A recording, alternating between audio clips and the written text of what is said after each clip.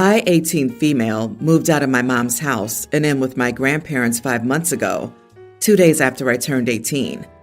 I also changed my last name after the move, which I've not mentioned to either mom or her husband until now. My reason for changing my name is that they changed it first. I had my dad's last name, but when my mom married her husband when I was 7, they changed mine to go along with theirs. I never wanted to have this name, and I told them that. But Mom told me it was so important that we all have the same last name, mostly so her husband would feel like we truly became a family, but also so he could claim me more easily, pick me up from school or dance classes, or take me somewhere and not be questioned about who he was to me. I will always see it as him trying to claim me. He said it so many times that I was his daughter and I was his kid and stuff of that nature. It got so annoying, and I never wanted to be his kid. I never claimed him back. I've always rejected the idea that he's any parent to me. I hate how territorial he is. I hate how he would lose his temper with people who'd know me as Dad's kid or mention I was Jay's daughter and claim me as his own instead. I told him and Mom how much I hated it, and he told me he was feeding me, raising me, and loving me, and that entitled him to be recognized as my dad. My dad died when I was 5, so that's why I wanted to still be his kid. He didn't abandon me or walk out. He loved me, and he died because of a stupid allergic reaction that left me without the most important guy in my life. My mom always defended her husband and told me I should show more appreciation for him because he could leave us. Would I want that? I said yes a few times, and she flipped out so hard. Sometimes I think my mom wanted to send me off to boarding school so I wouldn't ruin her marriage. I know they looked into it, but they would never give me to my paternal family because they still wanted to claim me as theirs. All of this led to a crappy relationship and me moving out as soon as I could, which then led to me changing my last name and never telling them. But I decided they could see me graduate and find out then. Only they got an email from the school with my full name on it for their tickets, and they were furious that I invited them but didn't tell them. They said I was trying to make a fool out of them. My mom's husband told me I would have left them clueless as I publicly disowned them. I told him I'd been doing that for years, but he never accepted it. They told me I was so thoughtless and petty. Am I the idiot for inviting my mother and her husband to my graduation to let them find out I had changed my name? Not the idiot. I also lost my dad when I was 5, and my mom changed my last name to my stepdad's through the courts. I hated it. My stepfather was an alcoholic. His last name was super common, and I still remembered my dad. When I turned 18, I started using my dad's last name again, as my mother never updated it through Social Security. She hated it, but had to deal with it, because guess what? It's my life, not hers. I'm married now and kept my maiden name. I changed my middle name to my husband's last name. So your mom and stepdad can go step on Legos. Good for you. You were too young to agree to have your name changed when they did it. You didn't change your name. You took back your birth name. You took your heritage back. Your mom tried to erase your father from your life. She was wrong. You fixed her mistake. Simple as that. Also, I love that your diploma will display your correct name. Congratulations. That must have been one heck of a flex for them to hear your name called off at graduation. Your dad wasn't a deadbeat. If he was, your stepdad's temper flares would be justified, but he wasn't. And your stepdad's rage reaction to even the mention of your biological father's name is a big red flag. Scary. They were bound to find out one way or another. I love your pettiness not telling them. Good luck to you, OP. I don't think you'll keep a relationship with them at all, which would be good for you. My wife and I rented one half of a duplex for 4 years. During that time, we adopted our cat, Addie. A year and a half ago, someone caused a fire in the other half of the duplex. The house was destroyed. We lost a lot, but luckily Addie was okay. We temporarily moved in with my brother's family. They were terrific to us. The kids loved Addie. It soon became clear that our landlord would have to tear down the duplex and rebuild it as the damage was so bad. We needed to find a new place to live. After endless searching, we realized our area's available vacancies and our price range didn't allow cats. My brother and sister-in-law generously offered to keep Addie while we tried to get off the wait list at a pet-friendly apartment. In the past year and a half, we visited their home frequently and have gotten to see Addie.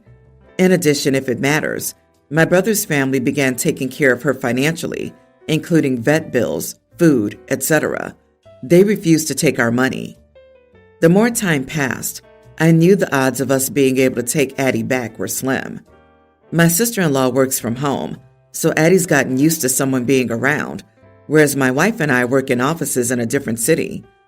The kids were also growing more attached. I tried to have this conversation with my wife multiple times, but she was in denial. Last month, we finally got off the wait list for a better apartment that allows pets.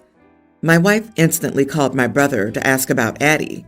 He asked that we meet with him and his wife for dinner. As I expected, they asked if they could keep Addie. They said they had grown attached to her. They said the kids would have a hard time, but they felt Addie would too, as she'd gotten used to them and their lifestyle. I must admit, Addie does seem happy there. My wife started to protest, but I said we'd think about it. At home, I told her this was for the best. She got angry and said she wanted Addie back, that we had a deal. I said we need to think about what's best for Addie and what's fair to everyone. Ultimately, she reluctantly agreed. We still see Addie, but my wife acts differently when we're there. Sometimes I feel she resents my brother and his family for keeping Addie, but she won't discuss it. Recently, a friend asked if we'd ever get another cat. My wife said no, she felt I'd just give it away again. I was hurt and said I never would have given her away if not for the circumstances. She made it clear she'll never understand my choice. Am I the idiot? Yeah, you are the idiot. And I agree with your wife. It sounds like you barely tried and took the easy way out by letting it get to the point where she could be guilted into giving up the cat. Best for Addie? The kids were attached? Bruh, please. Most cats can adapt to a person being gone at work, and kids can learn that not everything they like is theirs to keep. Your brother can, gasp, get them another cat that doesn't already belong to someone.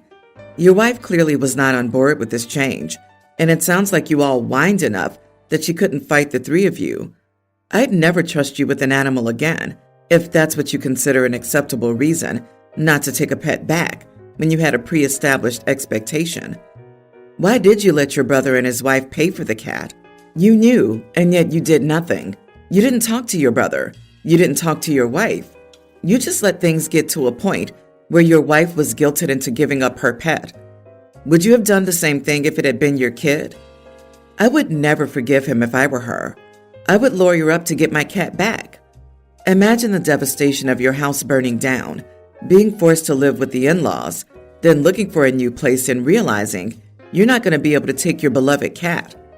Just to then wait and wait and wait for a year and a half for your darling pet to come back to live with you, and the people that offer to care for her keep her. Nah, screw that. I'll go to the courts if I have to. That cat is my baby. My husband and I have a kindergarten-age son. He's a good kid, but he's a handful, the way all young kids are. I, for one, am exhausted by parenthood, and we definitely will not have more children. My husband loves to travel, and he still talks about our honeymoon to Europe regularly. This was 8 years ago, before we had our child, and I admit it was a fabulous trip. Ever since we got pregnant, my husband daydreamed about taking our child along to Europe, showing them the sights, etc. He never got that experience as a child and wanted our son to have that. I did travel as a young child, but it was definitely a lot for my parents to deal with, and in hindsight, it would have just been easier to wait until we were older. With the summer coming up, my husband insists on planning a European trip for us. He would have pushed for it sooner, but the global issue was a factor for the first couple of years, and then after that, it still didn't feel like the right time.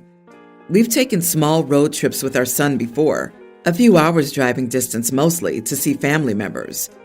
Last summer, we made a trip to Disney World with my in-laws, and while that was fine, it was so draining. I think my son was a bit young for it, and we should have waited a couple of more years. I feel like for Europe, even more so, when he's well into grade school, 8 or 9. I brought this up with my husband, and he's begging me to reconsider. He misses traveling so much and hates that we never go anywhere. I reminded him that going places is 5 times more work now than it was pre-kids. He's a very involved dad, but he tends to see things like this with rose-colored glasses, while I'm more detail-oriented and can foresee all the tiny little problems. In short, this wouldn't be a vacation at all. Am I the idiot for asking my husband to postpone his dream once again until the kiddo is older? Not the idiot. Your kid's gonna barely remember it. This trip is for your husband, not the kid, but you can take family vacations. We always did when I was a kid. Just make them simple. Going to national parks is good because you can drive to see the sights and do a little walking to wear the kid out. No pressure to plan excursions. You're just there to exist. All those vacations meant more to me than Disney World. Doing things with kids isn't just about what they'll remember or not. Babies won't remember the books we read to them in infancy, but we do it anyway, right? Travel is about the adventure, broadening their worldview, encouraging flexibility, and strengthening the family bond. Of course, it isn't the only way to do it, and it's obviously a privilege not affordable to everyone. But for those who can, it's absolutely worth it. You are the idiot. It will be difficult at any time, but your husband's been suffering for many years and you know it. You all will enjoy the trip a lot. Right now, you're shackling him. Give it a go. Most of the families I know who traveled before kids also travel with kids. Giving up on traveling for a decade seems like a huge waste of time and opportunity. While the kid may not remember this year, you will, and there will always be picture albums. By not going, you would be denying your husband family memories he really wants.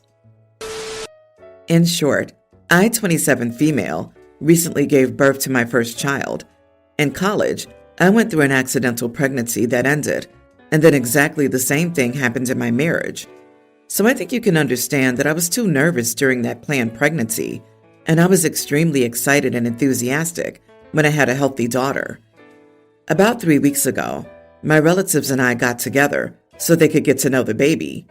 And at some point, I uttered the phrase, "Now she's the most important person in my life," or something like that. To be honest, I can't even remember the exact context, because that evening we all talked a lot, and this phrase didn't mean a lot to me. I just said it as a fact. But when everyone left, I felt that my husband, 28, was kind of tense towards me, and I asked him what the matter was, and he was like, "You said she was the most important thing to you, but what about me?" I was taken aback and asked him if he really loved me more than our daughter. He said that these are incomparable things, and if I was talking about it, I should have mentioned them both. I asked him if he understood that he was jealous of a newborn baby, and after that he just waved it off and left.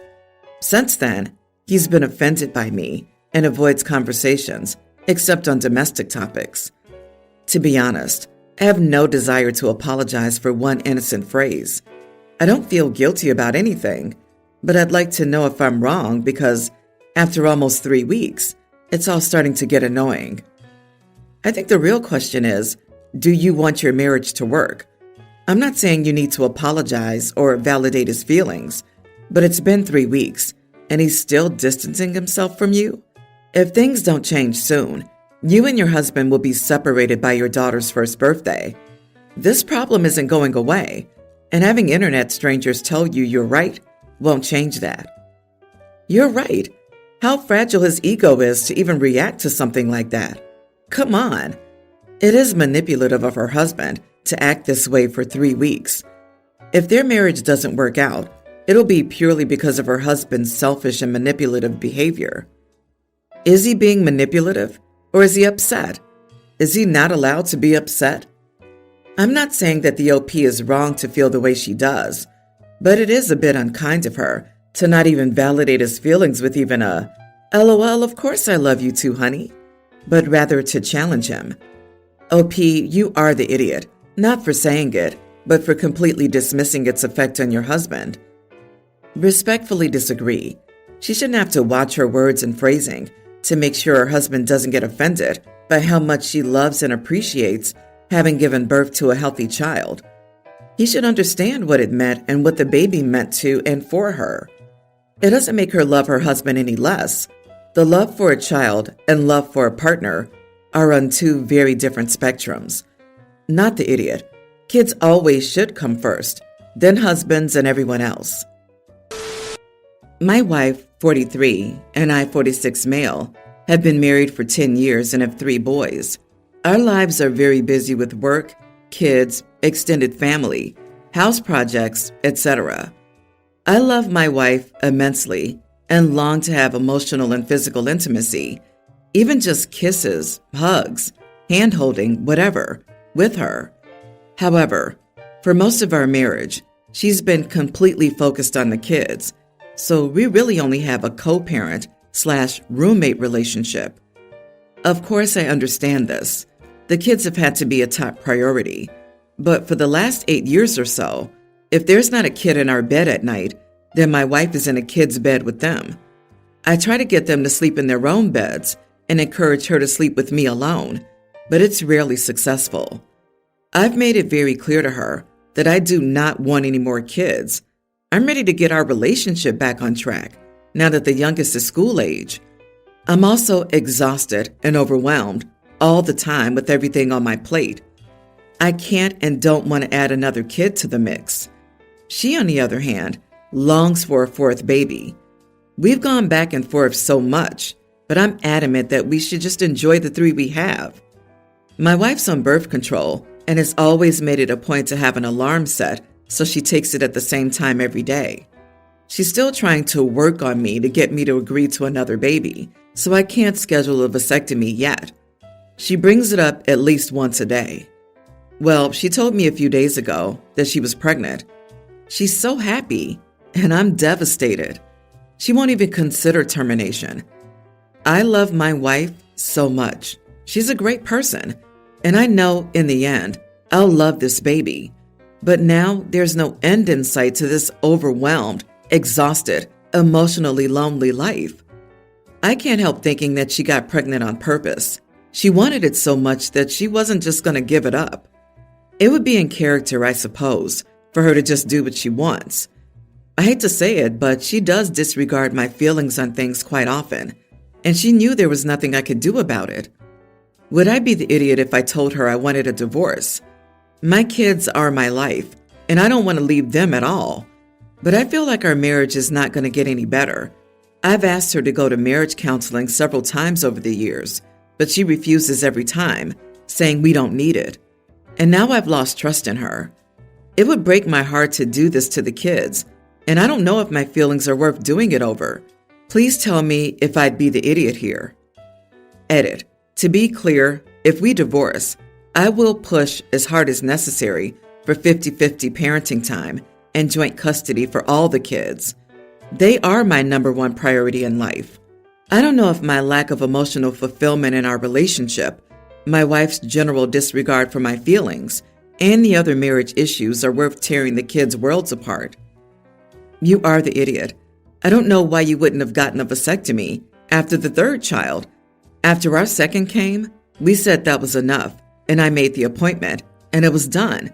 No more accidents. Your body and your choice go both ways. Go get a vasectomy. She doesn't get a say. If she stopped taking her birth control without telling you, which seems likely, then not the idiot. Also, on a side note, women can still get pregnant when taking birth control. Different medications and missing a pill can make birth control not as effective. Hopefully she didn't get pregnant on purpose, especially knowing you don't want another child.